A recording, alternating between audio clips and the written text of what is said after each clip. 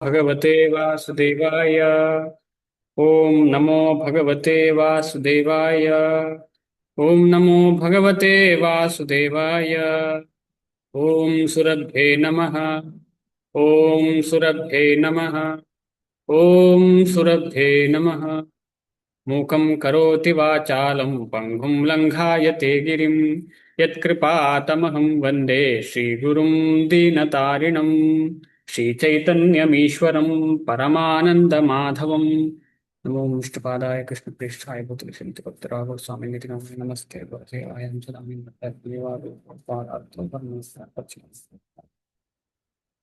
ಹರೇ ಕೃಷ್ಣ ಎಲ್ರಿಗೂ.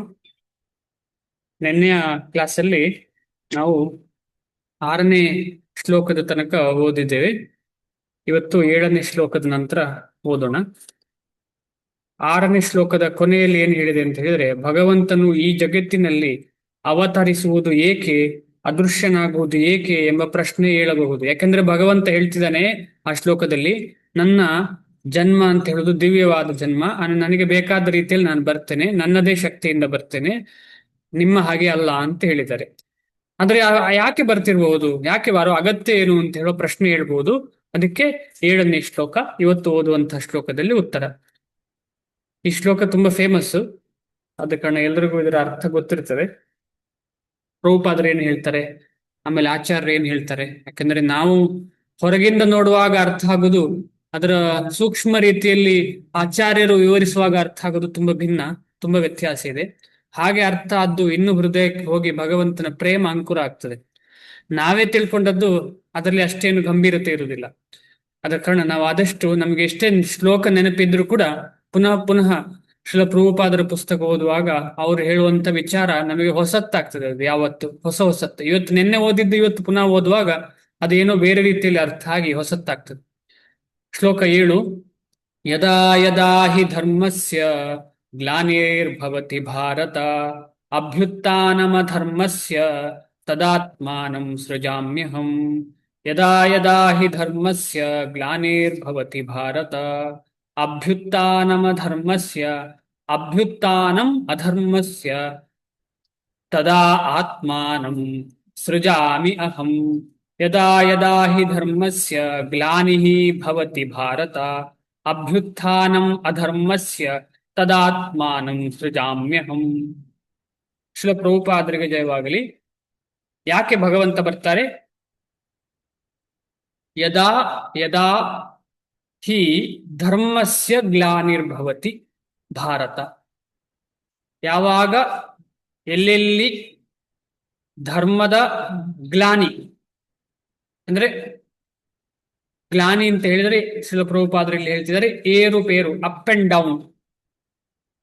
ಯಾವಾಗ ಎಲ್ಲೆಲ್ಲಿ ಧರ್ಮದ ಏರುಪೇರಾಗ್ತದೆ. ಈ ಧರ್ಮ ಅಂದ್ರೆ ಏನು, ಯಾರಾದ್ರೂ ಹೇಳ್ತೀರಾ? ಯಾಕಂದ್ರೆ ಈಗಲೂ ನಾವು ಕಾಣ್ತಾ ಇದ್ದೇವೆ ಧರ್ಮದ ಏರುಪೇರು ಆಗ್ತಾನೆ ಇದೆ. ಈ ಧರ್ಮ ಅಂದ್ರೆ ಏನು?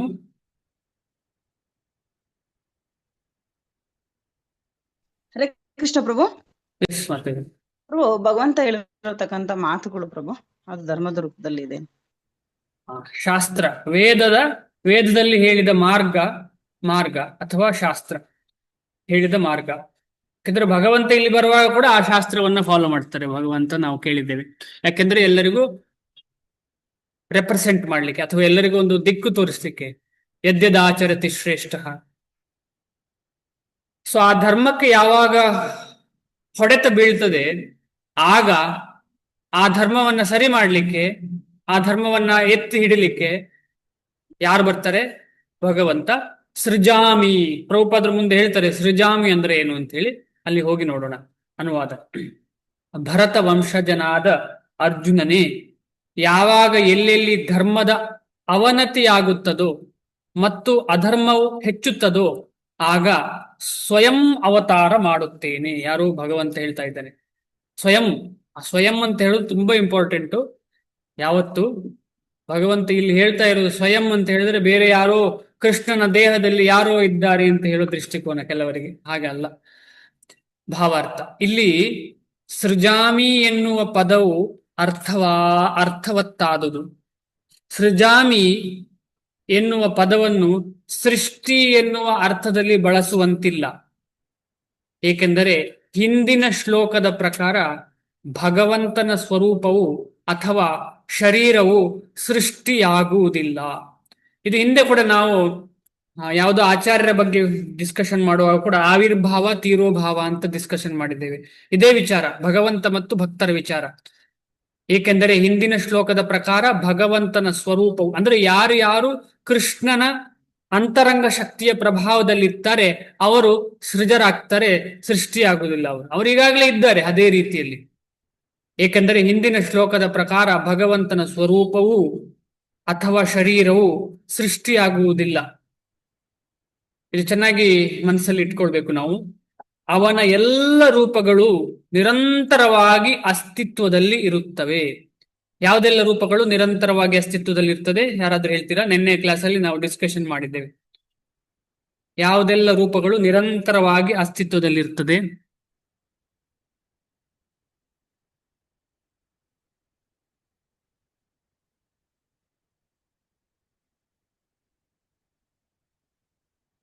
ರೆಫರೆನ್ಸ್ ಕೂಡ ಕೊಟ್ಟಿದ್ದಾರೆ ಕಳೆದ ಹಿಂದಿನ ಶ್ಲೋಕದಲ್ಲಿ. ಯಾವುದರಿಂದ ರೆಫರೆನ್ಸ್ ಅಂದ್ರೆ ಬ್ರಹ್ಮ ಸಂಹಿತೆಯಿಂದ ರೆಫರೆನ್ಸ್ ಕೊಟ್ಟಿದ್ದಾರೆ. ಜೀವಿಗಳು ಯಾವಾಗ್ಲೂ ಇರ್ತಾರೆ ಪ್ರಭು, ಆತ್ಮ ಅಲ್ಲಲ್ಲ, ಅವನ ಅಂದ್ರೆ ಭಗವಂತನ ಎಲ್ಲ ರೂಪಗಳು ನಿರಂತರವಾಗಿ ಅಸ್ತಿತ್ವದಲ್ಲಿ ಇರುತ್ತವೆ, ಯಾವಾಗ್ಲೂ ಹಾಗೇ ಇರುತ್ತದೆ. ಅದು ಯಾವುದು ರೂಪಗಳು? ಆಂತರಂಗಿಕ ರೂಪಗಳು ಅಲ್ವಾ ಪ್ರಭು? ಯಾವುದು? ಜೀವಿಗಳು, ಶುದ್ಧ ಭಕ್ತರು. ರಾಮಾದಿಮೂರ್ತಿಷು ಕಲಾ ನಿಯಮೇನ ತಿಷ್ಠನ್ ನಾನಾವಕಾರಮ ಕರೋದ್ಭುವನೇಶು ಕಿಂತು. ಕೇಳಿದಿರಲ್ಲ ಈ ಶ್ಲೋಕ ನಿನ್ನೆ? ರಾಮಾದಿಮೂರ್ತಿ ಅಂದ್ರೆ ರಾಮ ಅಂತ ಹೇಳುವನು, ರಾಮ ಅಂತ ಹೇಳುವ ಒಂದು ಭಗವಂತ, ಅವನು ಯಾವತ್ತೂ ಅಸ್ತಿತ್ವದಲ್ಲಿ ಇರ್ತಾನೆ, ಅದೇ ದೇಹದಲ್ಲಿ ಅಸ್ತಿತ್ವದಲ್ಲಿ ಇರ್ತಾನೆ. ಕೃಷ್ಣ, ನೃಸಿಂಹ, ವರಾಹ, ವಾಮನ, ಈ ರೀತಿ ಎಲ್ಲ ಭಗವಂತನ ಅವತಾರಗಳು ಎಲ್ಲವೂ ಆ ರೂಪದಲ್ಲಿ ಇರ್ತದೆ.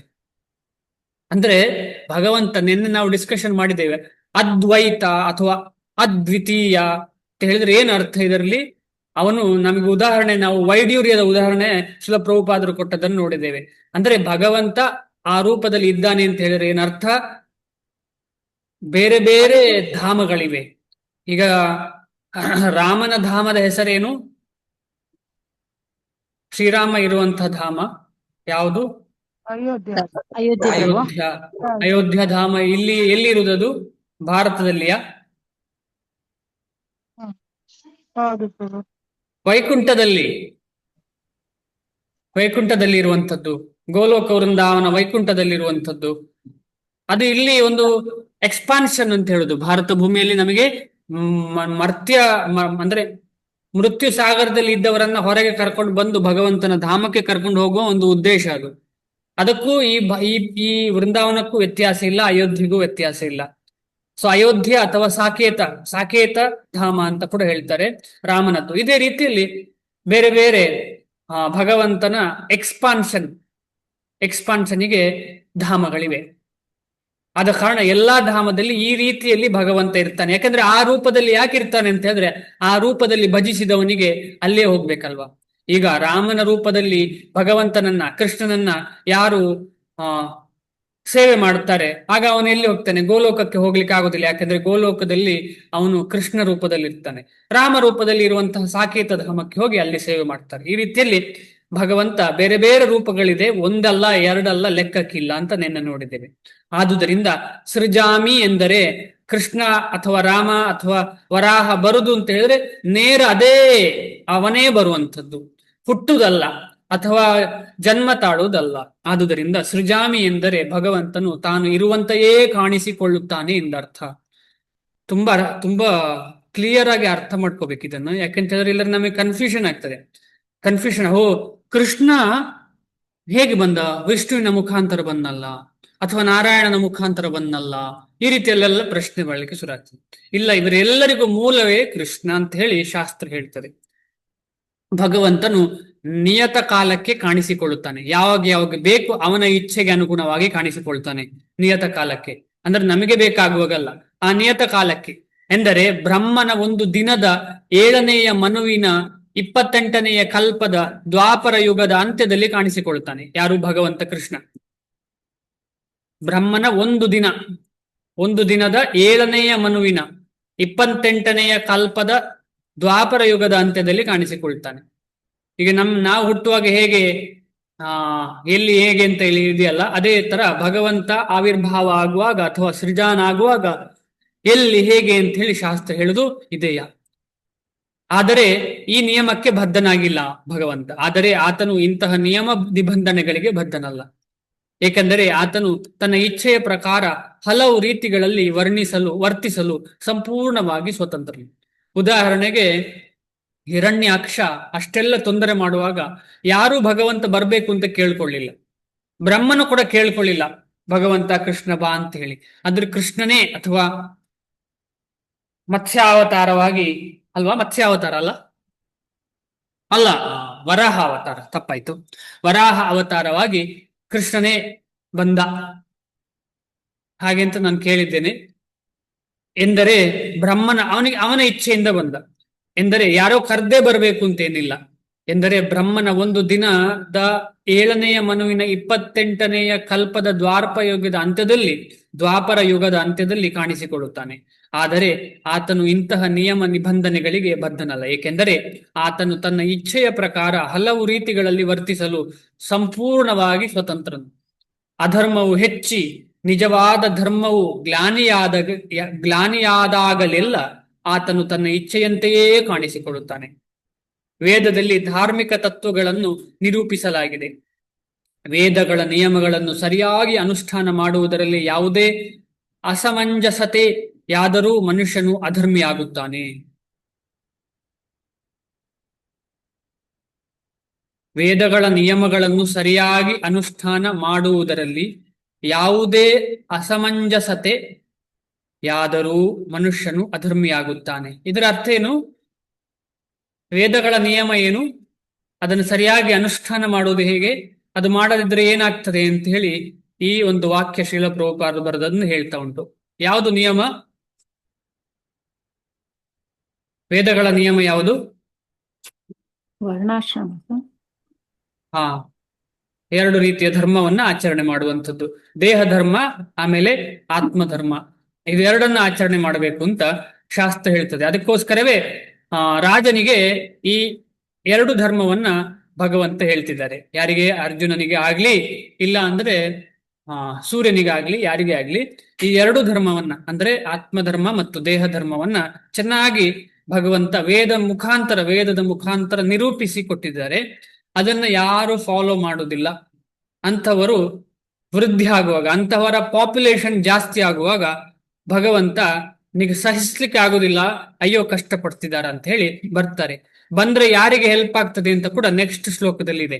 ಎಲ್ಲರಿಗೂ ಹೆಲ್ಪ್ ಆಗ್ತದೆ. ಭಗವಂತ ಯಾರಿಗೂ, ಭಗವಂತನನ್ನ ಇಷ್ಟಪಡದವರಿಗೂ ಭಗವಂತ ಏನು ಮಾಡುದಿಲ್ಲ ಅಂತ ಹೇಳಿದ್ರೆ ಅವರ ಮೇಲೆ ಕೆಟ್ಟ ದೃಷ್ಟಿ ಇಲ್ಲ. ಅವನ ಕೆಟ್ಟ ದೃಷ್ಟಿ ಅಂತ ಯಾರಾದ್ರೂ ಅನ್ಕೊಂಡ್ರೆ ಕೂಡ ಅದು ಒಳ್ಳೆ ದೃಷ್ಟಿಯೇ ಭಗವಂತದ್ದು. ಅದು ಹೇಗೆ ಒಳ್ಳೆ ದೃಷ್ಟಿ ಅಂತ ಮುಂದೆ ಹೋಗ್ತಾ ನೋಡೋಣ. ಇಂತಹ ತತ್ವಗಳು ಭಗವಂತನು ವಿಧಿಸಿದ ನಿಯಮಗಳು ಎಂದು ಭಾಗವತದಲ್ಲಿ ಹೇಳಿದೆ. ಧರ್ಮಂತು ಸಾಕ್ಷಾತ್ ಭಗವತ್ ಪ್ರಣೀತಂ ಅಂತ ಇಲ್ಲಿ ಕೆಳಗಿದೆಯಲ್ಲ, ಅದೇಯ. ಅಂದ್ರೆ ಈ ಧರ್ಮ ಅಂದ್ರೆ ಏನು? ಸಾಕ್ಷಾತ್ ಭಗವಂತ ಕೊಟ್ಟದ್ದೇ ಧರ್ಮ, ಬೇರೆ ಯಾವುದೂ ಧರ್ಮ ಅಲ್ಲ. ಧರ್ಮ ಮೂಲಂ ಹಿ ಭಗವಾನ್, ಧರ್ಮ ಮೂಲೋ ಹಿ ಭಗವಾನ್. ಅಂದ್ರೆ ಧರ್ಮದ ಮೂಲವೇ ಭಗವಂತ, ಬೇರೆ ಯಾರು ಅಲ್ಲ. ಈಗ ನಾವೆಲ್ಲ ಹೇಳ್ತೀವಲ್ಲ, ನಾವು ಆ ಧರ್ಮ ಈ ಧರ್ಮ, ಅದೆಲ್ಲ ಧರ್ಮ ಅಲ್ಲ. ನಾವೆಲ್ಲ ಅನ್ಕೊಂಡೇ ಇರುವಂಥದ್ದು ಧರ್ಮವೇ ಅಲ್ಲ. ಶಾಸ್ತ್ರದಲ್ಲಿ ಇರುವಂಥದ್ದೇ ಧರ್ಮ. ಆ ಶಾಸ್ತ್ರ ಕೊಟ್ಟದ್ದೇ ಭಗವಂತ. ಆದ ಕಾರಣ ಆ ಧರ್ಮವನ್ನ ನಾವು ಪರಿಪಾಲಿಸಬೇಕು. ಆ ಧರ್ಮದ ಮುಖ್ಯ ಉದ್ದೇಶ ಏನು ಅಂತ ಹೇಳಿದ್ರೆ ಕಂಪ್ಲೀಟ್ ಆಗಿ ಭಗವಂತನನ್ನೇ ಶರಣಾಗುವುದು. ಸರ್ವಧರ್ಮಾನ್ ಪರಿತ್ಯಜ್ಯ, ಮುಂದೆ ಬರ್ತಾ ಭಗವದ್ಗೀತೆಯಲ್ಲಿ ಕೃಷ್ಣ ಹೇಳ್ತಾನೆ, ಸರ್ವಧರ್ಮಾನ್ ಪರಿತ್ಯಜ್ಯ ಮಾಂ ಏಕಂ. ಅಂದ್ರೆ ಸರ್ವಧರ್ಮಾನ್ ಅಂತ ಹೇಳಿದ್ರೆ ಇಲ್ಲಿ ದೇಹ ಧರ್ಮವನ್ನು ಕೂಡ ತ್ಯಜಿಸಿ ಭಗವಂತನ ಸಂಪೂರ್ಣ ದಾಸನಾಗಿ ಆತ್ಮಧರ್ಮದಲ್ಲಿ ನೆಲೆ ಊರುವುದೇ ಜೀವನದ ಉದ್ದೇಶ. ಅದರಲ್ಲೂ ಮುಖ್ಯವಾಗಿ ಮನುಷ್ಯ ಜೀವನದ ಉದ್ದೇಶ ಅದೇ. ಸಂಪೂರ್ಣವಾಗಿ ಎಲ್ಲಾ ಧರ್ಮವನ್ನ ತೊರೆದು, ಅಂದ್ರೆ ಅದನ್ನು ದೂರ ಇಟ್ಟು, ಅದಕ್ಕೆ ದೂರ ಇಡಬೇಕಿದ್ರೆ ಮುಂಚೆ ಹಿಡಿಬೇಕಲ್ಲ. ಈಗ ನಾವು ವರ್ಣಾಶ್ರಮ ಧರ್ಮ ಫಾಲೋವೇ ಮಾಡುತ್ತಿಲ್ಲ, ಆದ ಕಾರಣ ಅದನ್ನು ಹಿಡಿದ್ರೆ ದೂರ ಇಡ್ಲಿಕ್ಕೆ ಸಾಧ್ಯ. ಸತ್ವಗುಣಕ್ಕೆ ತಲುಪಿದ್ರೆ ಸತ್ವಗುಣ ಬೇಡ ಅಂತ ಹೇಳಲಿಕ್ಕೆ ಸಾಧ್ಯ. ಸತ್ವಗುಣಕ್ಕೆ ತಲುಪದೆ ರಜೋಗುಣ ತಮೋಗುಣದಲ್ಲಿ ಇರುವವರು ಸತ್ವಗುಣ ಬೇಡ ಅಂತ ಹೇಳಿದ್ರೆ ಏನರ್ಥ? ರಜೋತಮೋದಲ್ಲೇ ನಾವು ಕೊಳಿತಾ ಇರ್ತೇವೆ ಅಂತ ಅರ್ಥ. ಆದ ಕಾರಣ ಈಗ ಮುಖ್ಯವಾಗಿ ನಮ್ಗೆಲ್ರಿಗೂ ಅಗತ್ಯ ಏನು ಅಂತ ಹೇಳಿದ್ರೆ, ಭಕ್ತಿಯ ಜೊತೆಗೆ ವರ್ಣಾಶ್ರಮ ಧರ್ಮವನ್ನ ನಾವು ಅರಿತುಕೊಂಡು ಅದನ್ನ ಜೀವನದಲ್ಲಿ ಅಳವಡಿಸ್ತಾ ಭಗವಂತನ ಸೇವೆ ಮಾಡುವುದು. ಆಗ ಭಗವಂತ ಸುಪ್ರೀತನಾಗ್ತಾನೆ. ದಯೆಯಾ ಸರ್ವಭೂತೇಷು ಸಂತುಷ್ಟ್ಯ ಏನ ಕೇನವ. ಅಂದ್ರೆ ಭಗವಂತ 3 ವಿಚಾರದಿಂದ ಸಂತುಷ್ಟನಾಗ್ತಾನೆ. ಶ್ರೀಮದ್ ಭಾಗವತಂ ಹೇಳ್ತದೆ, ದಯೆಯಾ ಸರ್ವಭೂತೇಷು, ಎಲ್ಲಾ ಜೀವಿಗಳಿಗೆ, ಭೂತಗಳಿಗೆ, ಭೂತ ಅಂತ ಹೇಳಿದ್ರೆ ಎಲ್ಲೆಲ್ಲಿ ಜೀವ ರಾಶಿ ಇದೆ ಆ ಎಲ್ಲ ಜೀವರಾಶಿಗಳಿಗೆ ದಯೆ ತೋರಿಸುವಂಥದ್ದು. ದಯೆಯಾ ಸರ್ವಭೂತೇಷು ಸಂತುಷ್ಟ್ಯ ಏನ ಕೇನವ. ಈ ಎರಡನೇದು ಇದೆಯಲ್ಲ, ಇದು ವರ್ಣಾಶ್ರಮ ಧರ್ಮ ಎಜುಕೇಶನ್ ಕೊಡುವಂಥದ್ದು, ವಿದ್ಯೆ ಕೊಡುವಂಥದ್ದು. ಹೇಗೆ ಆಗಿರ್ಲಿ ಸಂತೋಷವಾಗಿರ್ಬೇಕು, ಎಷ್ಟೇ ಸಿಕ್ಕಿರ್ಲಿ ಸಂತೋಷವಾಗಿರ್ಬೇಕು, ಅದರಿಂದ ಸುಖ ಪ್ರಾಪ್ತಿ ಆಗ್ತದೆ. ಸಂತೋಷಾದ್ ಅನುತ್ತಮ ಸುಖ ಲಾಭ. ಆ ಸಂತೋಷದಿಂದ ನಿಜವಾಗಿ ಸುಖ ಸಿಗ್ತದೆ. ಅದು ಹೇಗೆ ಸುಖ ಸಿಗ್ತದೆ ಅಂತ ಹೇಳಿದ್ರೆ, ಭಗವಂತನಿಗೆ ಸಂತುಷ್ಟಿ ಆಗ್ತದೆ ನಮಗೆ ಇದ್ದದಲ್ಲಿ ಸುಖ ಪಡುವಾಗ, ಇದ್ದದಲ್ಲಿ ಖುಷಿಯಲ್ಲಿರುವಾಗ. ಸಂತುಷ್ಟ್ಯ ಏನ ಕೇನವ ಸರ್ವ ಇಂದ್ರಿಯ ಉಪಶಾಂತ್ಯಾಚ. ಇದು ಕೂಡ ವರ್ಣಾಶ್ರಮ ಧರ್ಮದಲ್ಲಿ ಬರುವಂತದ್ದು. ಸರ್ವ ಇಂದ್ರಿಯ ಉಪಶಾಂತ್ಯಾಚ, ಆದಷ್ಟು ತನ್ನ ಇಂದ್ರಿಯಗಳನ್ನ ಹತೋಟಿಯಲ್ಲಿ ಇಟ್ಟುಕೊಳ್ಳುವಂಥದ್ದು. ಇದು ಎರಡು, ಈ 3 ಕೂಡ ಅಂತ ಹೇಳ್ಬೋದು, ಇದು ವರ್ಣಾಶ್ರಮದಲ್ಲಿ ಬರುವಂಥದ್ದು. ಅದರಿಂದ ಏನಾಗ್ತದೆ, ತುಷ್ಟ್ಯತಿ ಆಶು ಜನಾರ್ದನ. ಬೇಗನೆ ಜನಾರ್ದನ ಕೃಷ್ಣ ಸಂತೋಷನಾಗ್ತಾನೆ. ಆ ಸಂತೋಷನಾಗುವಾಗ ಏನಾಗ್ತದೆ, ನಮ್ಗೆ ಕೂಡ ಸಂತೋಷ ಆಗಿ ನಾವು ಇನ್ನೂ ಜಾಸ್ತಿ ಭಕ್ತಿಯಲ್ಲಿ ಬೇರೂರ್ಲಿಕ್ಕೆ ಸಾಧ್ಯ. ಈ ಸಂತೋಷ ಯಾವುದು ಅಂತ ಹೇಳಿದ್ರೆ, ಭಗವಂತನ ಚಟುವಟಿಕೆಯಲ್ಲಿ, ಭಗವಂತನ ಸೇವೆಯಲ್ಲಿ ಆಗುವಂತ ಸಂತೋಷದಿಂದ ಇನ್ನೂ ನನಗೆ ಬೇಕು ಅಂತ ಹೇಳುವಂತ ಆಸೆ ಶುರು ಆಗ್ತದೆ. ಬೇರೆ ಭೌತಿಕ ಸಂತೋಷ ಹೇಳ್ತಾ ಇಲ್ಲ ಇಲ್ಲಿ. ಇಲ್ಲಿ ಭೌತಿಕ ವಿಚಾರ ಆದ್ರೂ ಕೂಡ ದಯೆ, ಆಮೇಲೆ ಕಂಟ್ರೋಲ್ ಮಾಡೋದು ಇಂದ್ರೆ, ಇದೆಲ್ಲ ಭೌತಿಕ ವಿಚಾರ ಆದ್ರೂ ಕೂಡ ಅದು ನಮಗೆ ಆಧ್ಯಾತ್ಮಿಕತೆಗೆ ಕಂಡು ಹೋಗ್ತದೆ. ಇದೆಲ್ಲ ಭೌತಿಕ. ಯಾಕೆ ಭೌತಿಕ ಅಂತ ಹೇಳಿದ್ರೆ, ಅದು ಸತ್ವಗುಣದಲ್ಲಿರುವಂಥದ್ದು. ದಯೆ ತೋರಿಸುವುದು ಸತ್ಯಗುಣದಲ್ಲಿರುವಂಥದ್ದು, ಇಂದ್ರಿಯ ನಿಗ್ರಹ ಸತ್ವಗುಣದಲ್ಲಿರುವಂಥದ್ದು, ಆಮೇಲೆ ನಮ್ಮನ್ನು ನಾವು ಇದ್ದದಲ್ಲಿ ಸಂತೋಷ ಪಡುವಂಥದ್ದು ಸತ್ವಗುಣದಲ್ಲಿರುವಂಥದ್ದು. ಈ ಸತ್ವಗುಣದಲ್ಲಿ, ನಾವು ಸತ್ವಗುಣದಲ್ಲಿ ಇರುವಂಥದ್ದು ಭಗವಂತನಿಗೆ ಖುಷಿ ಕೊಡ್ತದೆ ಅಂತ ಹೇಳಿದ್ರೆ, ಅದು ನಮ್ಮನ್ನ ಮೇಲೆ ಎತ್ತುತ್ತದೆ ಅಂತ ಅರ್ಥ. ಇದು ಯಾವುದು ದಯೆ, ಆಮೇಲೆ ಸಂತೋಷವಾಗಿರುವುದು, ಇದು ಯಾವುದು ಭಕ್ತಿ ಅಲ್ಲ. ಯಾರಾದ್ರೂ ಹೇಳ್ಬೋದು ಇದು ಭಕ್ತಿ ಅಂತ? ಖಂಡಿತವಾಗಿ ದಯೆ ತೋರಿಸುವುದು ಭಕ್ತಿ ಅಲ್ಲ, ಆಮೇಲೆ ಸಂತೋಷವಾಗಿರುವುದು ಭಕ್ತಿ ಅಲ್ಲ, ಇಂದ್ರಿಯ ನಿಗ್ರಹ ಭಕ್ತಿ ಅಲ್ಲ. ಇದೆಲ್ಲ ಸತ್ವ ಧರ್ಮದಲ್ಲಿ, ಸತ್ವ ಗುಣದಲ್ಲಿ ಇರುವಂತಹ ವಿಚಾರಗಳು. ಇಲ್ಲಿಗೆ ನಾವು ತಲುಪಬೇಕು ಅಂತ ಹೇಳಿದ್ರೆ ವರ್ಣಾಶ್ರಮ ಧರ್ಮ ಜೊತೆಯಲ್ಲಿ ಭಾಗವತ ಧರ್ಮ ಅಗತ್ಯ. ಆದ್ರೆ ನಾವು ಈಗ ಏನ್ ಮಾಡ್ತಿದ್ದೇವೆ ಅಂತ ಹೇಳಿದ್ರೆ, ಈ ವರ್ಣಾಶ್ರಮ ಧರ್ಮದ ಬಗ್ಗೆ ಹೆಚ್ಚು ಮಾತಾಡ್ತಿಲ್ಲ, ಅದನ್ನ ಕಡೆಗೆಣಿಸಿ ನಾವು ಬರೀ ಭಾಗವತ ಧರ್ಮದ ಬಗ್ಗೆ ಮಾತಾಡ್ತಿದ್ದೇವೆ. ತಪ್ಪೇನಿಲ್ಲ. ಭಾಗವತ ಧರ್ಮ ಮಾಡುವವರು ವರ್ಣಾಶ್ರಮ ಧರ್ಮವನ್ನ ಬೈ ಡಿಫಾಲ್ಟ್ ಅಂತ ಹೇಳ್ತಾರೆ. ಬೈ ಡಿಫಾಲ್ಟ್ ಕೆಲವೊಂದ್ಸಲ ನಾವೇನೋ ಮೊಬೈಲ್ ತಕೊಂಡಿರುವಾಗ ಡಿಫಾಲ್ಟ್ ಅಂತ ಹೇಳಿ ಏನೋ ಸಿಗ್ತದಲ್ಲ, ಆಪ್ ಏನೋ ಒಂದು ಲ್ಯಾಪ್ಟಾಪ್ ಅಲ್ಲಿ ಆಗ್ಲಿಲ್ಲ, ಅದನ್ನ ಡಿಲೀಟ್ ಮಾಡ್ಲಿಕ್ಕೆ ಆಗುದಿಲ್ಲ. ನಮ್ಮಂತವರಿಗೆ. ಬೇರೆಯವ್ರು ಮಾಡ್ಬೋದು, ತುಂಬಾ ಎಕ್ಸ್ಪರ್ಟ್ ಇರುವವರು. ನಮಗೆ ಡಿಲೀಟ್ ಮಾಡ್ಲಿಕ್ಕೆ ಆಗುದಿಲ್ಲ. ಅಂದ್ರೆ ನಾವು ಈಗ ಭಕ್ತಿಯಲ್ಲಿ ಹೆಜ್ಜೆ ಇಡುವವರಿಗೆ ಈ ವರ್ಣಾಶ್ರಮ ಧರ್ಮ ಅಗತ್ಯ. ಅದನ್ನು ಡಿಲೀಟ್ ಮಾಡಬಾರದು ನಾವು. ಆ ಡಿಲೀಟ್ ಮಾಡುವಂತ ವ್ಯಕ್ತಿಗಳು ಯಾರು ಅಂತ ಶ್ರೇಷ್ಠ ವ್ಯಕ್ತಿಗಳು. ಅವರೇ ಮಾಡ್ಲಿಲ್ಲ, ಅವರೇ ನಮಗೆ ದಾರಿ ತೋರಿಸಿದ್ದಾರೆ. ಆಗಿರುವಾಗ ನಾವು ಯಾಕೆ ಮಾಡಬೇಕು? ಇಂತಹ ತತ್ವಗಳು ಭಗವಂತನು ವಿಧಿಸಿದ ನಿಯಮಗಳು ಎಂದು ಭಾಗವತದಲ್ಲಿ ಹೇಳಿದೆ. ಭಗವಂತನೊಬ್ಬನೇ ಧಾರ್ಮಿಕ ವ್ಯವಸ್ಥೆಯನ್ನು ಸೃಷ್ಟಿಸಬಲ್ಲ. ವೇದಗಳು, ಭಗವಂತನು ಒಬ್ಬನೇ ಧಾರ್ಮಿಕ ವ್ಯವಸ್ಥೆ, ಬೇರೆ ಯಾರು ಧಾರ್ಮಿಕ ವ್ಯವಸ್ಥೆಯನ್ನು ಸೃಷ್ಟಿಸ್ಲಿಕ್ಕೆ ಸಾಧ್ಯ ಇಲ್ಲ. ನಿಜವಾದ ಧರ್ಮ ಅಂತ ಹೇಳಿದ್ರೆ ಏನು? ಭಾಗವತ ಧರ್ಮ, ಭಗವಂತನ ಧರ್ಮ. ನಿಜವಾದ ಧರ್ಮ ಅಂತ ಹೇಳಿದ್ರೆ ಭಗವಂತನ ಧರ್ಮ. ಅದಕ್ಕೆ ಸಹಾಯ ಆಗುವುದು ವರ್ಣಾಶ್ರಮ ಧರ್ಮ. ಅದು ಎರಡೂ ಧರ್ಮವು ಭಗವಂತನೇ ಕೊಟ್ಟದ್ದು. ಇದರಿಂದ ಹೊರತಾಗಿ ಬೇರೆ ಯಾವ ಧರ್ಮವೂ ಇಲ್ಲ. ಎರಡೇ ಧರ್ಮ. ದೇಹ ಇರುವವನಿಗೆ ದೇಹ ಧರ್ಮ, ಆಮೇಲೆ ದೇಹದಲ್ಲಿರುವ ಆತ್ಮ ಇರುವ ತನಕ, ಅಂದ್ರೆ ಅದು ಯಾವತ್ತೂ ಇರುವಂತದ್ದು ಆತ್ಮಧರ್ಮ. ದೇಹ ಇರುವ ತನಕ ದೇಹ ಧರ್ಮ, ಆತ್ಮ ಸದಾ ಇರುವ ಕಾರಣ ಅದು ಭಾಗವತ ಧರ್ಮ. ಸಂಪೂರ್ಣವಾಗಿ ಅದರಲ್ಲಿ ನೆಲೆಸಿರಬೇಕು ಒಬ್ಬ ವ್ಯಕ್ತಿ. ವೇದಗಳು ಭಗವಂತನೇ ಮೂಲತಃ ಬ್ರಹ್ಮನಿಗೆ ಅವನ ಹೃದಯದ ಮೂಲಕ ಹೇಳಿದ ಮಾತುಗಳು ಎಂದೂ ಕೂಡ ಅಂಗೀಕೃತವಾಗಿದೆ. ಯಾರಿಗಾದ್ರೂ ಗೊತ್ತಾ? ಇದಕ್ಕೆ ರೆಫರೆನ್ಸ್ ಏನಾದ್ರೂ ಇದೆಯಾ ಶ್ರೀಮದ್ ಭಾಗವತದಲ್ಲಿ? ವೇದಗಳು ಭಗವಂತನೇ ಮೂಲತಃ ಬ್ರಹ್ಮನಿಗೆ ಅವನ ಹೃದಯದ ಮೂಲಕ ಹೇಳಿದ ಮಾತುಗಳು ಎಂದು ಕೂಡ ಅಂಗೀಕೃತವಾಗಿದೆ. ಶ್ರೀಮದ್ ಭಾಗವತ ಮೊದಲನೇ ಶ್ಲೋಕದಲ್ಲಿ ಇದೆ. ಮೊದಲನೇ ಶ್ಲೋಕದಲ್ಲಿ ಯಾರಾದ್ರೂ ನೆನಪಿದ್ಯಾ? ಭಾಗವತಂ ಕ್ಲಾಸ್ ಅಟೆಂಡ್ ಮಾಡ್ತಿದ್ದೀರಿ ಅಥವಾ ಭಾಗವತ ಓದ್ತಿದ್ದೀರಿ ಅಂತಾದ್ರೆ ಭಾಗವತಮಿದ ಮೊದಲನೇ ಶ್ಲೋಕ. ಹಾ ಜನ್ಮಾದಸ್ಯೇತಾನ್ವಯಾದಿತರತಶ್ಚಾದಭೃತು. ಅದರದ್ದು ಇದು ಈ ವಿಚಾರದ ಶ್ಲೋಕ ಹೇಳಿ. ಕರೆಕ್ಟ್ ಮತ್ತೆ ನೀವು ಹೇಳಿದ್ದು ಕರೆಕ್ಟ್. ಆದ್ರೆ ಇಲ್ಲಿ ತೇನೆ ಬ್ರಹ್ಮ ಹೃದಯ ಆದಿ ಕವಯೇ. ತೇನೆ ಅಲ್ಲಿ ದೊಡ್ಡ ಶ್ಲೋಕ ಅದು. ಅದರಲ್ಲಿ ಒಂದು ಗೆರೆ ಏನು ಹೇಳ್ತಾ ಉಂಟು ಅಂತ ಹೇಳಿದ್ರೆ ತೇನೆ ಬ್ರಹ್ಮ. ತೇನೆ ಅಂದ್ರೆ ಭಗವಂತನಿಂದ. ಆದಿ ಕವಿ ಅಂತ ಹೇಳಿದ್ರೆ ಕವಿ ಅಂತ ಹೇಳಿದ್ರೆ ಅದನ್ನ ಎಲ್ರಿಗೂ ಹೇಳಲಿಕ್ಕೆ ಭಗವಂತ ಕೊಟ್ಟದ್ದನ್ನ ಎಲ್ರಿಗೂ ಹೇಳುವಂತ ವ್ಯಕ್ತಿ. ಎಲ್ಲರಿಗೂ ಹೇಳುದು ಅಂತ ಹೇಳಿದ್ರೆ ಎಲ್ಲರಿಗೂ ಉಪದೇಶ ಕೊಟ್ಟಂತಹ ವ್ಯಕ್ತಿ ಬ್ರಹ್ಮ. ಆದ ಕಾರಣ ನಾವು ಕೂಡ ಬ್ರಹ್ಮನ ಪರಂಪರೆಯಲ್ಲಿ ನಾವೆಲ್ಲ ಇದ್ದೇವೆ ಅಲ್ವಾ. ಬ್ರಹ್ಮ ದೇವತೆಯ ಪರಂಪರೆಯಲ್ಲಿ ನಾವಿದ್ದೇವೆ. ಆದ ಕಾರಣ ತೇನೇ ಬ್ರಹ್ಮ ಹೃದಯ ಆದಿ ಕವಯೇ ಮುಹ್ಯಂತಿ ಯತ್ ಸೂರಯ ಏನೇ ಇರಲಿ. ಆದುದರಿಂದ ಧರ್ಮದ ತತ್ವಗಳು ದೇವೋತ್ತಮ ಪರಮ ಪುರುಷನ ನೇರವಾದ ಆಜ್ಞೆಗಳು. ನೇರವಾದ ಧರ್ಮನ ಅಂದ್ರೆ ನಾವಿಲ್ಲಿ ಮಟೀರಿಯಲ್ ಧರ್ಮವನ್ನ ತಪ್ಪಿ ನಾವು ಶಿಕ್ಷೆ ಆಗದೇ ಇರ್ಬೋದು. ಆದ್ರೆ ಭಗವಂತನ ಧರ್ಮವನ್ನ ತಪ್ಪಿದ್ರೆ ಶಿಕ್ಷೆ ಆಗೇ ಆಗ್ತದೆ. ಅದೇ ಕರ್ಮಫಲ ಅಂತ ಹೇಳುವಂಥದ್ದು. ಆದುದರಿಂದ ಧರ್ಮಂತು ಸಾಕ್ಷಾತ್ ಭಗವತ್ ಪ್ರಣೀತಂ. ಭಗವದ್ಗೀತೆಯ ಉದ್ದಕ್ಕೂ ಈ ತತ್ವಗಳನ್ನು ಸ್ಪಷ್ಟವಾಗಿ ಹೇಳಲಾಗಿದೆ. ಆದ ಕಾರಣ ಈ ಭಗವದ್ಗೀತೆಯನ್ನು ಓದುದು, ಅದನ್ನು ನಾವು ಜೀವನದಲ್ಲಿ ಅಳವಡಿಸಿಕೊಳ್ಳುವುದು ತುಂಬಾ ಇಂಪಾರ್ಟೆಂಟ್. ಯಾಕೆಂದ್ರೆ ಆಗ ಭಗವಂತ ಸುಪ್ರೀತನಾಗ್ತಾನೆ. ಭಗವಂತನ ಅಪ್ಪಣೆಯ ಪ್ರಕಾರ ಇಂತಹ ತತ್ವಗಳನ್ನು ನೆಲೆಗೊಳಿಸುವುದೇ ವೇದಗಳ ಉದ್ದೇಶ. ವೇದಗಳ ಉದ್ದೇಶ ಏನು ಅಂತ ಹೇಳಿದ್ರೆ ಭಗವಂತನ ತತ್ವಗಳನ್ನ ಎಲ್ಲರ ಜೀವನದಲ್ಲಿ ನೆಲೆಗೊಳಿಸುವಂಥದ್ದು. ಗೀತೆಯ ಅಂತ್ಯದಲ್ಲಿ ಭಗವಂತನೇ ಧರ್ಮದ ಅತ್ಯುನ್ನತ ತತ್ವವೆಂದರೆ ತನಗೆ ಶರಣಾಗುವುದು, ಬೇರೇನೂ ಅಲ್ಲ ಎಂದು ನೇರವಾಗಿ ಅಪ್ಪಣೆ ಮಾಡುತ್ತಾನೆ. ಆ ಶ್ಲೋಕ ಏನು? ಈ ಶ್ಲೋಕ ಯಾವುದು? ಗೀತೆಯ ಅಂತ್ಯದಲ್ಲಿ ಭಗವಂತನೇ ಧರ್ಮದ ಅತ್ಯುನ್ನತ ತತ್ವವೆಂದರೆ ತನಗೆ ಶರಣಾಗುವುದು, ಬೇರೇನೂ ಅಲ್ಲ ಎಂದು ನೇರವಾಗಿ ಅಪ್ಪಣೆ ಮಾಡುತ್ತಾನೆ.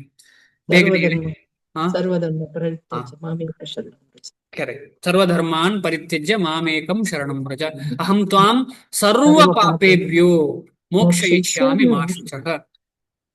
ವೇದಗಳ ತತ್ವಗಳು ಮನುಷ್ಯನನ್ನು ಭಗವಂತನಿಗೆ ಸಂಪೂರ್ಣವಾಗಿ ಶರಣಾಗುವಂತೆ ಮುಂದಕ್ಕೆ ದೂಡುತ್ತವೆ. ವೇದಗಳ ತತ್ವಗಳು ಮನುಷ್ಯನನ್ನು ಭಗವಂತನಿಗೆ ಸಂಪೂರ್ಣವಾಗಿ ಶರಣಾಗುವಂತೆ ಮುಂದಕ್ಕೆ ದೂಡುತ್ತದೆ. ಪ್ರೋಗ್ರೆಸಿವ್ ಪಾತ್ ಅದು. ವೇದ ಅಂತ ಹೇಳುವಂಥದ್ದು ಪ್ರೋಗ್ರೆಸಿವ್ ಪಾತ್.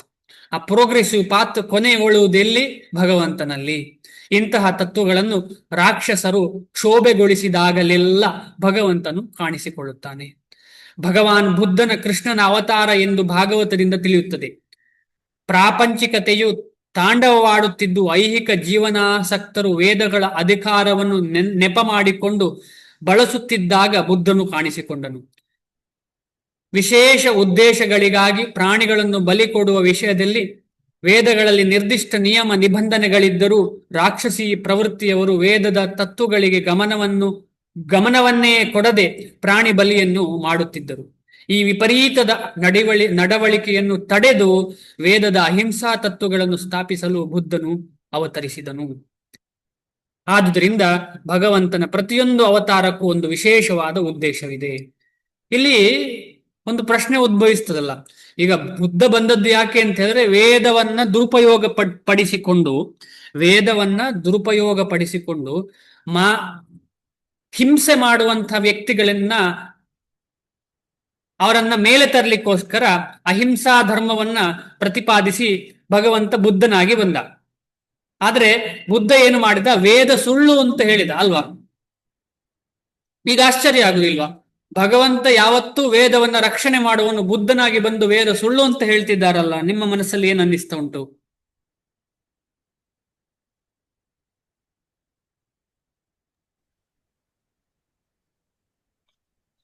ವೇದಗಳನ್ನ ಮುಂದೆ ಇಟ್ಕೊಂಡು ಅದನ್ನ ಅಪಪ್ರಚಾರ ಮಾಡ್ತಿದ್ದರಿಂದ ಕಾಮನ್ ಪೀಪಲ್ಗೆ ಅರ್ಥ ಆಗ್ಲಿ ಅಂತ ಆತರ ಹೇಳಿದ್ರು ಆ ಸಂದರ್ಭಕ್ಕೆ. Very nice, correct. ಮತ್ತೆ ಈಗ 1ನೇ ಕ್ಲಾಸಿನಲ್ಲಿ ಇರುವವರಿಗೆ ಹೇಗೆ 1ನೇ ಕ್ಲಾಸಿನ ಮೇಷ್ಟ್ರು ಹೇಗೆ ಕಲಿಸ್ತಾರೆ, ಅಥವಾ 2ನೇ ಕ್ಲಾಸಿನವರು ಹೇಗೆ, ಈಗ 1ನೇ ಕ್ಲಾಸಿನಲ್ಲಿ ಇರುವವರಿಗೆ PhD ಯಲ್ಲಿ ಇರುವ ಬಂದು PhD ಭಾಷಣ ಕೊಟ್ರೆ ಯಾರಿಗೆ ಅರ್ಥ ಆಗ್ತದೆ? ಅದಕ್ಕೆ ಆ ಸಮಯ ಸಂದರ್ಭಕ್ಕೆ ಹೇಗೆ ಬೇಕು ಅದನ್ನು ಮಾಡಿಕೊಳ್ಳಿಕ್ಕೆ ಆದುದರಿಂದ ಅದೇ ಇಲ್ಲಿ ಬರೆದಿದ್ದಾರೆ. ಆದುದರಿಂದ ಭಗವಂತನ ಪ್ರತಿಯೊಂದು ಅವತಾರಕ್ಕೂ ಒಂದು ವಿಶೇಷವಾದ ಉದ್ದೇಶವಿದೆ. ಆದ ಕಾರಣ ಬುದ್ಧ ಭಗವಂತನ ಅವತಾರ. ಆದರೆ ಬುದ್ಧನ ಒಂದು ಆದೇಶ ನಾವು ಫಾಲೋ ಮಾಡ್ಲಿಕ್ಕೆ ಆಗುದಿಲ್ಲ. ಬುದ್ಧನ ಈಗ ಆದೇಶ ಅಹಿಂಸಾ ಪರಮೋ ಧರ್ಮ ಅಂತ ಹೇಳುವಂಥದ್ದನ್ನು ನಾವು ಈಗ ಅದನ್ನ ಫಾಲೋ ಮಾಡ್ಲಿಕ್ಕೆ ಆಗುದಿಲ್ಲ. ಯಾಕೆಂತ ಹೇಳಿದ್ರೆ ಅಹಿಂಸಾ ಪರಮೋ ಧರ್ಮ ಧರ್ಮ ಹಿಂಸಾ ತಥೈವಚ ಅಂತ ಹೇಳ್ತದೆ ಶಾಸ್ತ್ರ. ಯಾವುದು? ಮಹಾಭಾರತ ಹೇಳ್ತದೆ. ಅಹಿಂಸಾ ಪರಮೋ ಧರ್ಮ ಧರ್ಮ ಹಿಂಸಾ ತಥೈವಚ ಅಂತ ಹೇಳಿ. ಅಂದ್ರೆ ಅಹಿಂಸೆಯು ಪರಮವಾದ ಧರ್ಮ, ಆದರೆ ಆ ಒಂದು ಧರ್ಮ ಉಂಟಲ್ಲ, ವೇದದ ಧರ್ಮ ಉಂಟು, ಆ ಧರ್ಮಕ್ಕೆ ಸರಿಯಾಗಿ ಪಾಲನೆ ಮಾಡಲಿಕ್ಕೆ ಯಾರು ಸಹಾಯ ಮಾಡುವುದಿಲ್ಲ, ಯಾರದರ ವಿರುದ್ಧ ಹೋಗ್ತಾರೆ, ಅವರ ವಿರುದ್ಧ ಅಹಿಂಸೆ ಮಾಡುವುದು ಕೂಡ ಅಹಿಂಸೆ, ಅವರನ್ನ ಹಿಂಸಿಸುವುದು ಕೂಡ ಅಹಿಂಸೆ. ಇದನ್ನೇ ಭಗವಂತ ಅರ್ಜುನನಿಗೆ ಹೇಳ್ತಾ ಇರುವಂಥದ್ದು. ಧರ್ಮಕ್ಕೆ ವಿರುದ್ಧ ಹೋಗುವಂತಹ ಕೌರವಾದಿಗಳನ್ನ ಕೊಂದು ಆ ಹಿಂಸೆಯನ್ನ ಭಗವಂತನ ಸೇವೆಯಲ್ಲಿ ತೊಡಗಿಸಿಕೊಳ್ಳುವಂಥದ್ದು. ಆ ಹಿಂಸೆಯೇ ಅಹಿಂಸೆ ಆಗ್ತದೆ. ಯಾವ ಹಿಂಸೆ ಅಹಿಂಸೆ ಆಗ್ತದೆ? ಧರ್ಮ ಹಿಂಸಾ ತಥೈವಚ. ಆ ಧರ್ಮಕ್ಕೆ ಯಾರು ಹಿಂಸೆ ಕೊಡ್ತಾರೆ, ಆ ಧರ್ಮಕ್ಕೆ ಹಿಂಸೆ ಕೊಡುವರನ್ನ ಹಿಂಸೆ ಕೊಡುವುದೇ ಅಹಿಂಸೆ. ಸೊ ಎರಡು ಕೂಡ ಇಂಪಾರ್ಟೆಂಟ್. ಎರಡು ಕೂಡ ಎಲ್ಲಾ ಜೀವರಾಶಿಗಳಿಗೆ ದಯ ತೋರಿಸಬೇಕು. ಆದ್ರೆ ವೇದಕ್ಕೆ ವಿರುದ್ಧವಾಗಿ, ಭಗವಂತನ ವಿರುದ್ಧವಾಗಿ, ಭಕ್ತರ ವಿರುದ್ಧವಾಗಿ ಹೋಗುವವರ ವಿರುದ್ಧ ನಾವು ಹಿಂಸೆ ಮಾಡಿದರೆ ಏನು ತಪ್ಪಲ್ಲ. ಆದ್ರೆ ಪ್ರಕೃತಿ ನಿಯಮ, ದೇಶ ನಿಯಮವೆಲ್ಲ ನೋಡಿಕೊಳ್ಬೇಕು. ಸುಮ್ಮನೆ ಭಗವಂತ ಹೇಳಿದ್ದಾರೆ ಅಂತ ಹೇಳಿ ನಾಳೆ ನಾವು ಹೋಗಿ ರಿವಾಲ್ವರ್ ಹಿಡಿದು ಯಾರನ್ನು ಕೊಲ್ಲುವುದಲ್ಲ, ಹಾಗಲ್ಲ. ದೇಶ, ಕಾಲ, ಸಮಯ ಎಲ್ಲ ನೋಡಿಕೊಂಡು ಇದನ್ನ ಅಪ್ಲಿಕೇಶನ್ ಮಾಡುವಂಥದ್ದು. ಅದಕ್ಕೆ ನಾವು ಈಗ ವರ್ಣಾಶ್ರಮ ಧರ್ಮ ಅಂತ ಹೇಳಿದ್ರೆ ಏನು? ಈ ದೇಶ ನಿಯಮ. ಆ ದೇಶ ನಿಯಮದಿಂದ ಹೋಗ್ಲಿಕ್ಕೆ ಆಗುದಿಲ್ಲ. ನಾನು ಎಷ್ಟೇ ಭಗವದ್ ಭಕ್ತ ಅಂತ ಹೇಳಿದ್ರು ಕೂಡ ಆ ಲೆವೆಲ್ ಅಲ್ಲಿ ಇಲ್ಲ ನಾವು, ಆ ಲೆವೆಲ್ ಅಲ್ಲಿ ಇಲ್ಲ ನಾವು. ಆದ ಕಾರಣ ಎರಡು ಧರ್ಮಗಳು ಅಗತ್ಯ ಅಂತ ಹೇಳಿ ಇಲ್ಲಿ ಪ್ರತಿಪಾದಿಸ್ತದೆ. ಬುದ್ಧ ಬಂದದ್ದು ಯಾಕೆ ಅಂತ ನಮಗೆಲ್ಲ ಅರ್ಥ ಆಯ್ತು. ಆದುದರಿಂದ ಭಗವಂತನ ಪ್ರತಿಯೊಂದು ಅವತಾರಕ್ಕೂ ಒಂದು ವಿಶೇಷವಾದ ಉದ್ದೇಶವಿದೆ. ಅದೇ ರೀತಿಯಲ್ಲಿ ನಾವು ಕೃಷ್ಣನ ಎಲ್ಲ ವಿಚಾರಗಳನ್ನು ನಾವು ಫಾಲೋ ಮಾಡ್ಲಿಕ್ಕೆ ಆಗುದಿಲ್ಲ. ಯಾವುದು? ಉದಾಹರಣೆಗೆ ಏನ್ ಮಾಡಿದ್ರು ಅಂತ ಹೇಳಿದ್ರೆ, ಕೃಷ್ಣ ಪುಸ್ತಕದಲ್ಲಿ ನೀವು ಯಾರು ಓದಿರ್ತೀರಿ, ಕೃಷ್ಣ ಪುಸ್ತಕದಲ್ಲಿ ಓದಿರ್ತೀರಿ, ನಂದ ಮಹಾರಾಜರು ಇಂದ್ರ ಪೂಜೆ ಮಾಡುವಾಗ ಅವರು ತುಂಬಾ ಮಾಯವಾದ, ಕೃಷ್ಣ ಮಾಯವಾದ ಫಿಲಾಸಫಿಯನ್ನ ಇಂದ್ರನಿಗೆ ಹೇಳ್ತಾರೆ. ಯಾರಾದ್ರೂ ಕೇಳಿದ್ದೀರಾ? ಓದಿದ್ದೀರಾ? ಅದನ್ನ ಓದಿದ್ದೀರಾ? ಮಾಯವಾದ ರೀತಿಯಲ್ಲಿ ವಿಚಾರ. ಆದ್ರೆ ಅದನ್ನ ನಾವು ತಕೊಳ್ಳಿಕ್ಕೆ ಆಗುದಿಲ್ಲ. ಯಾಕೆಂತ ಹೇಳಿದ್ರೆ ಮುಂದೆ ಗೊತ್ತಾಗ್ತದೆ ಅವ್ರು ಹೇಳಿದ್ದು ಹೀಗೆ. ಯಾಕೆ ಅಂತ ಹೇಳಿದ್ರೆ ಈ ಇಂದ್ರನಿಗೆ ಕೋಪ ಬರ್ಲಿ ಅಥವಾ ಭಕ್ತರಿಗೆ ಸರಿಯಾಗಿ ಅರ್ಥ ಆಗ್ಲಿ ಅಂತ ಹೇಳಿ. ಯಾಕಂದ್ರೆ ಆ ಬೆಟ್ಟ, ಯಾವ ಬೆಟ್ಟ? ಗೋವರ್ಧನ ಪರ್ವತವನ್ನ ಅದರ ಮಹಿಮೆಯನ್ನು ಎತ್ತಿ ತೋರಿಸ್ಲಿಕ್ಕೋಸ್ಕರ ಹೀಗೆ ಮಾಡಿರುವಂಥದ್ದು. ಹಾಗೆ ಹೇಳಿ ಅವರು ಹಾಗೆ ಹೇಳಿದ್ದಾರೆ ಅಂತ ಹೇಳಿ ಒಂದನ್ನು ಮಾತ್ರ ನಾವು ಉಪಯೋಗಿಸ್ಲಿಕ್ಕೆ ಆಗುವುದಿಲ್ಲ. ಆದುದರಿಂದ ಭಗವಂತನ ಪ್ರತಿಯೊಂದು ಅವತಾರಕ್ಕೂ ಒಂದು ವಿಶೇಷವಾದ ಉದ್ದೇಶವಿದೆ. ಇವೆಲ್ಲವೂ ಅಪೌರುಷೇಯ ಧರ್ಮ ಗ್ರಂಥಗಳಲ್ಲಿ ವರ್ಣಿಸಲಾಗಿದೆ. ಇದು ಹೇಗೆ ಅರ್ಥ ಆಗ್ಲಿಕ್ಕೆ ಸಾಧ್ಯ? ತ್ರಿಕೋಣದಲ್ಲಿ ಬರುವಾಗ ಮಾತ್ರ. ತ್ರಿಕೋಣ ಅಂತ ಹೇಳಿದ್ರೆ ಶಾಸ್ತ್ರ, ಗುರು ಮತ್ತು ಸಾಧು. ಗುರು, ಸಾಧು, ಶಾಸ್ತ್ರ, ಇದು ಮೂರು ಕೂಡ ಸೇರಿದ್ರೆ ಮಾತ್ರ ನಮಗೆ ಜ್ಞಾನ ಸಂಪಾದನೆ. ಒಂದು ಬಿಟ್ಟರು ಕೂಡ ಸರಿಯಾಗಿಲ್ಲ. ಭಗವಂತ ಮಾಡಿದ್ದು ಲೀಲೆ, ಅದನ್ನ ಅರ್ಥ ಮಾಡ್ಲಿಕ್ಕೆ ಶಾಸ್ತ್ರದಲ್ಲಿ ಹೇಳಿದೆ. ಅದನ್ನ ಅರ್ಥ ಆಗುದು ಹೇಗೆ ಅಂತ ಹೇಳಿದ್ರೆ ಗುರು ಮತ್ತು ಸಾಧುವಿನ ಮುಖಾಂತರ. ನಮಗೆ ಬೇಕಾದ ಹಾಗೆ ತಕೊಳ್ಳೋದು ಅಲ್ಲ, ಬರೀ ಶಾಸ್ತ್ರ ಓದಿ ಅರ್ಥ ಮಾಡುವುದು ಅಲ್ಲ. ಆದ ಕಾರಣ ಹೇಗೆ ತಕೊಳ್ಳೋದು ಅಂತ ಹೇಳಿದ್ರೆ ಈ ಮೂರು ವ್ಯಕ್ತಿಗಳ ಸಹಾಯದಿಂದ ನಾವು ಒಂದು ವಿಚಾರವನ್ನ ಅರ್ಥ ಮಾಡ್ಲಿಕ್ಕೆ ಪ್ರಯತ್ನ ಪಡುವಂಥದ್ದು. ಧರ್ಮ ಗ್ರಂಥಗಳು ಪ್ರಸ್ತಾಪಿಸದಿರುವ ಯಾರನ್ನೇ ಆಗಲಿ ಅವತಾರವೆಂದು ಒಪ್ಪಿಕೊಳ್ಳಬಾರದು. ಇದು ತುಂಬಾ ಸುಲಭವಾಗಿ ಅರ್ಥ ಆಗ್ತದೆ. ಧರ್ಮ ಗ್ರಂಥಗಳಲ್ಲಿ ಎಲ್ಲೆಲ್ಲಿ ಭಗವಂತನ ಪ್ರಸ್ತಾಪ ಇರ್ತದೆ ಆಗ ಅದನ್ನು ಅವತಾರ ಅಂತ ತಗೊಳ್ಬಹುದು. ಚೈತನ್ಯ ಮಹಾಪ್ರಭುಗಳ ಬಗ್ಗೆ ತುಂಬಾ ಈಗ ಮುಂದೆ ಬೇಗನೆ ಚೈತನ್ಯ ಮಹಾಪ್ರಭುಗಳ ಆವಿರ್ಭಾವ ಅಥವಾ ಚೈತನ್ಯ ಮಹಾಪ್ರಭುಗಳ ಏನ್ ಹೇಳ್ತಾರೆ, ಹುಣ್ಣಿಮೆ ದಿವಸ ಅವರು ಇಲ್ಲಿಗೆ ಆವಿರ್ಭಾವ ಆಯ್ತು. ಅವರ ದಿನ ಯಾವಾಗ? ಯಾರಿಗಾದ್ರೂ ನೆನಪಿದ್ಯಾ? ಗೊತ್ತಿದ್ಯಾ? ಚೈತನ್ಯ ಪ್ರಭು ಹರೇ ಕೃಷ್ಣ. ಮಾರ್ಚ್ 3 ಗೌರವ ಪೂರ್ಣಿಮೆ ಪ್ರಭು. ಕರೆಕ್ಟ್. ಚೈತನ್ಯ ಪೂರ್ಣಿಮೆ ಅಥವಾ ಗೌರ ಪೂರ್ಣಿಮೆ ಮಾರ್ಚ್ 3. ಧನ್ಯವಾದ ಮಾತಾಜಿ. ಮಾರ್ಚ್ 3 ತನಕ ಮುಂದೆ ಹೋಗ್ತೀನಿ. ಪ್ರತಿಯೊಂದು ಅವತಾರದಲ್ಲಿ ನಿರ್ದಿಷ್ಟ ಸನ್ನಿವೇಶಗಳಲ್ಲಿ ನಿರ್ದಿಷ್ಟ ಜನತೆಗೆ ಅರ್ಥವಾಗುವಷ್ಟು ಮಾತ್ರ ಧರ್ಮದ ವಿಷಯವನ್ನು ಹೇಳುತ್ತಾನೆ. ಇದಾಗ ಮಾತಾಜಿ ಹೇಳಿದ್ರಲ್ಲ, ಅದೇ ವಿಚಾರ. ಆದರೆ ಧ್ಯೇಯೋದ್ದೇಶವು ಒಂದೇ, ಉದ್ದೇಶ ಒಂದೇ. ಜನತೆಯನ್ನು ಭಗವತ್ ಪ್ರಜ್ಞೆಗೆ ಮತ್ತು ಧರ್ಮದ ತತ್ವಗಳ ವಿಧೇಯತೆಗೆ ಅಂದ್ರೆ ಫಾಲೋ ಮಾಡೋದು, ಕೊಂಡೊಯ್ಯುವುದು. ಆತನು ತಾನೇ ಇಳಿದು ಬರುತ್ತಾನೆ. ಕೆಲವೊಮ್ಮೆ ತನ್ನ ನಿಜವಾದ ಪ್ರತಿನಿಧಿಯನ್ನು ತನ್ನ ಮಗ ಅಥವಾ ಸೇವಕನಾಗಿ ಕಳಿಸುತ್ತಾನೆ. ನಮಗೆ ಗೊತ್ತಿದ್ದವರು ಯಾರು ಸೇವಕನಾಗಿ ಬಂದವರು?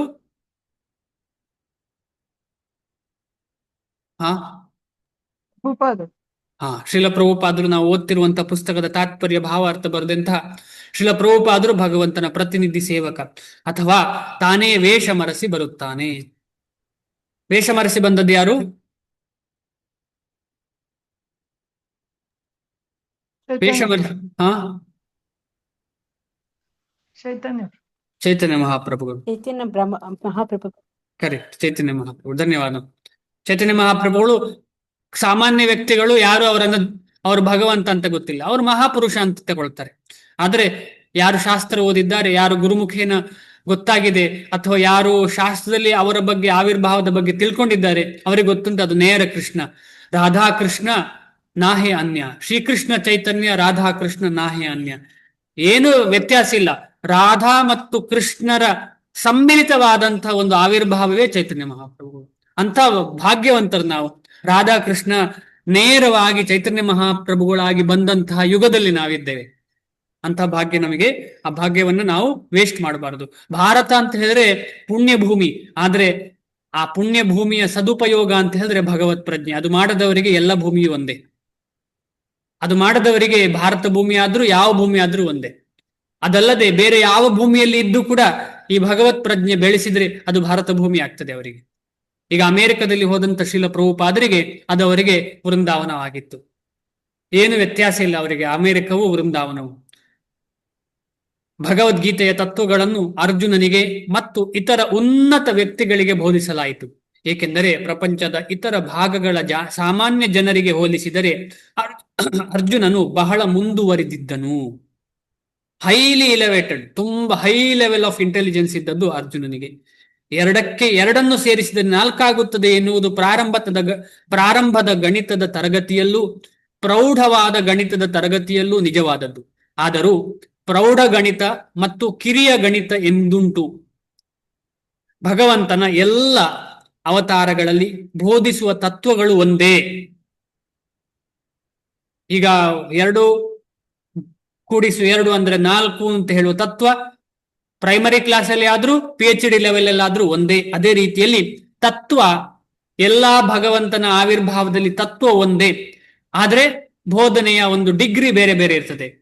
ಆದರೆ ಬೇರೆ ಬೇರೆ ಸನ್ನಿವೇಶಗಳಲ್ಲಿ ಅವು ಪ್ರೌಢ ಮತ್ತು ಕಿರಿದು ಎಂದು ಕಾಣುತ್ತದೆ. ಮುಂದೆ ವಿವರಿಸುವಂತೆ 4 ವರ್ಣಗಳ ಮತ್ತು 4 ಆಶ್ರಮಗಳ ಸ್ವೀಕಾರದೊಂದಿಗೆ ಧರ್ಮದ ಉನ್ನತ ತತ್ವಗಳು ಪ್ರಾರಂಭವಾಗುತ್ತದೆ. ಎಷ್ಟು ಇಂಪಾರ್ಟೆಂಟ್ ನೋಡಿ.